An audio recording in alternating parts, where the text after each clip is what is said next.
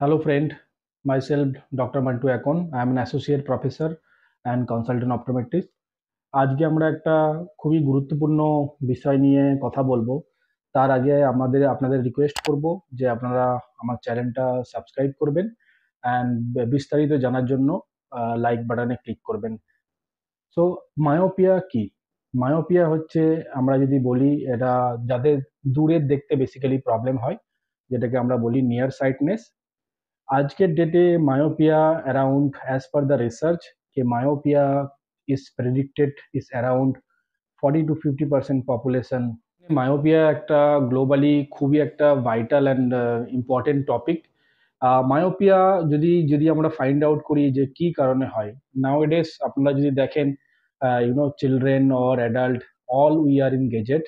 তো আমরা ম্যাক্সিমাম টাইমে, আমরা চাहे ল্যাপটপ হোক, চাहे মোবাইল হোক, or maybe other electronic gadget, আমরা সবসময় ইলেকট্রনিক গেজেট ইউজ করছি। আমাদের প্রত্যেকটা কাজ কিন্তু আমাদের নিয়ারে এসে গেছে। তো সেই জন্য আমাদের চোখ বেশি পরিমাণে অ্যাকোমোডেট করছে অ্যান্ড বা কনভার্জ করছে। Basically research, as per the research, K myopia can be also a genetics also, K genetic জিনের জন্য হতে পারে, বা excessive near work, less outdoor activity. তো বেসিক্যালি এই কমন কারণ যেগুলো as per the research find out করে গেছে যে মায়োপিয়া এই কারণের জন্য বেশি এখন প্রোগ্রেস হচ্ছে। সো নাও, কিভাবে মায়োপিয়াটাকে কন্ট্রোল করা যাবে, বা আমরা বলতে পারি যে মায়োপিয়ার ম্যানেজমেন্টটা কি। ম্যানেজমেন্টে আপনি যদি দেখেন, it can be a non surgical, it can be a surgical also, but in less than below 20 to 18 years age. So basically non-surgical management will be a better. So management option এ অনেকগুলো অপশনই থাকে।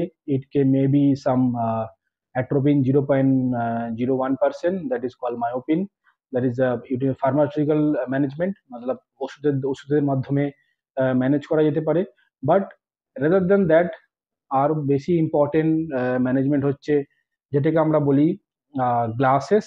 Special glasses কিছু নাওএডেস available in market, যেগুলো মানে normal conventional glasses কিন্তু আমাদের মায়োপিয়াটাকে শুধু centrally correct করতে পারে, বাট পেরিফেরাতে কিন্তু আমাদের গ্লাসেস যে রিফ্র্যাক্টিভ রেজ গুলোকে পুরো কারেক্ট করতে পারে না।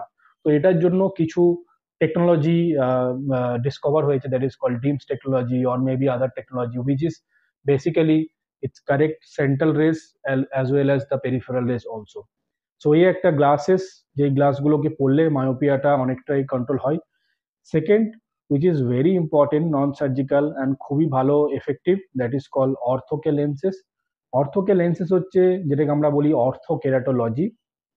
অর্থোকে লেন্স রাত্রিবেলা ওয়্যার করতে হয় ডিউরিং স্লিপিং, যখন ঘুমাবে পেশেন্ট তখন লেন্সটা পরে ঘুমাবে।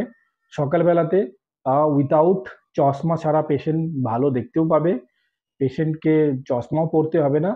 বাট মোস্ট ইম্পর্টেন্ট আর একটা হচ্ছে যেটা, সেটা হচ্ছে পেশেন্টের মায়োপিয়ার যেটা ইনক্রিজ হচ্ছিল, সেটা অনেকটাই 80 to 90% মতো কন্ট্রোল হবে অ্যাজ পার দ্য রিসার্চ।